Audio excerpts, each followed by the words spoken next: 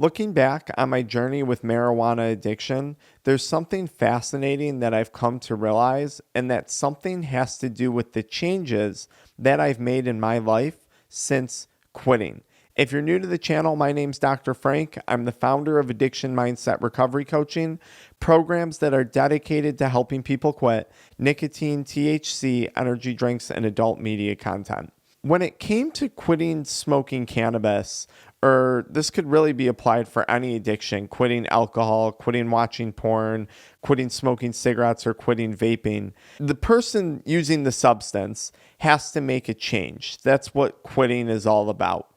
And for most people, making change is a really challenging thing. And that was certainly the case for me. When it came to quitting smoking weed, questions would pop up in my head. Is quitting worth it? Is my life really going to be better off without it? How am I going to deal with stress? How am I going to deal with anxiety? Even though weed was causing more stress and anxiety at this point. But I was really, really scared to make a change. I was full of doubt and I was full of questions. The thing that I failed to realize, though, is that by being stuck and remaining in active addiction doesn't mean that change isn't happening. Because when we're remaining actively addicted to a substance, we are changing and change is occurring. The difference is when we're in active addiction and we're experiencing change, it's change that we don't have control over.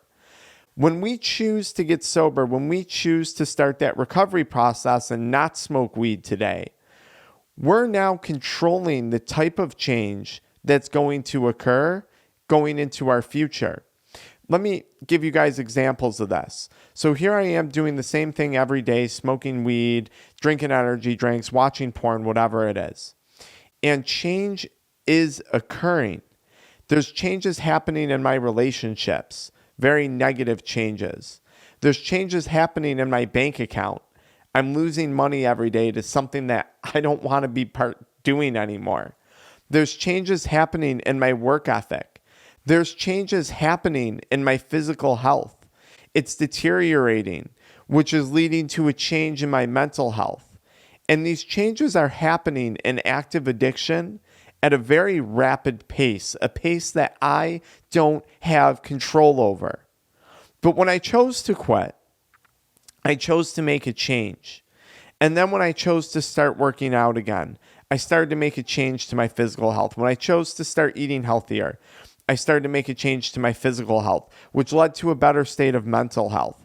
I made a change. Instead of reaching for a drug, I reached for the phone and spoke to a therapist when I would get upset or when I would get anxious.